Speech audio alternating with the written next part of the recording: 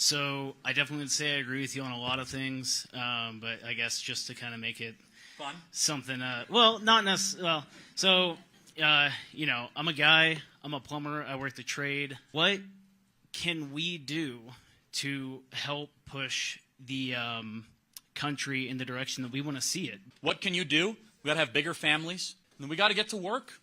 We got to build things that last and matter.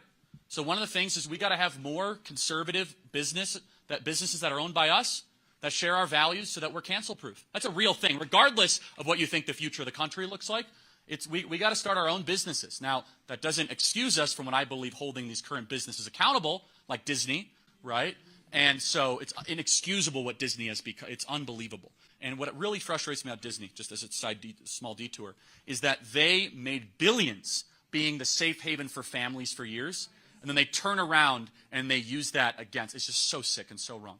But we got to build stuff. We have to be positive and forward-thinking. And I have to say, in my kind of mixed bag of analysis, this is one thing I really appreciate about Elon Musk, is he's a builder, and I love builders. There's complainers and there's doers. And again, I'm against the moral and philosophical claims of what he does. He does way too much business with China, all that stuff. But I think that we as a movement would be better suited. Like, what are we going to build that's ambitious and beautiful? Are we going to build the next Disney? I guarantee you someone in this room right now has the potential to build a multi-billion-dollar company. That's a real thing, right? Like, regardless, you believe in no government, all that stuff, whatever, fine, we can go over that. Probably never. But the point is, that's a real thing. So build things that last. Build things that are beautiful. Beautiful families, beautiful communities. Support good businesses. Take risks. Be an entrepreneur. So I want you to imagine if someone hears what I just said, they're like, I'm going to start the next Disney, and they do it. Imagine the cultural impact of that, right? And you might say, oh, Charlie, that will never happen. I disagree.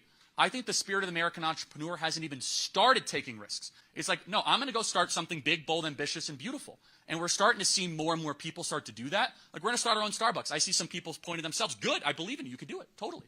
Like, only in America can you do really gritty, awesome things. Like, and I'm living proof of this, right? I started Turning Point USA when I was 18 years old in the suburbs of Chicago. No money, no connections, no idea what I was doing. We're now on thousands of high school and college campuses across the country, over 250 people on staff. I now have a podcast, a radio show, all this. And I look around, I'm like, only in America could a kid who didn't go to college, who no one believed in, and then people started to, and amazing generosity followed. Is that possible, right?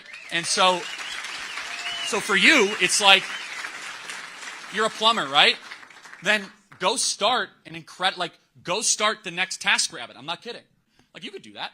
And that's what we need to start thinking of, right? The positive, forward thinking. Because here's the thing. We're dealing with an incredibly suppressive and negative force over our country right now, right? They want you to think that our country is going to fall apart. And like, I just went through all the things wrong, okay? But what are the risks we're going to take to make the country better?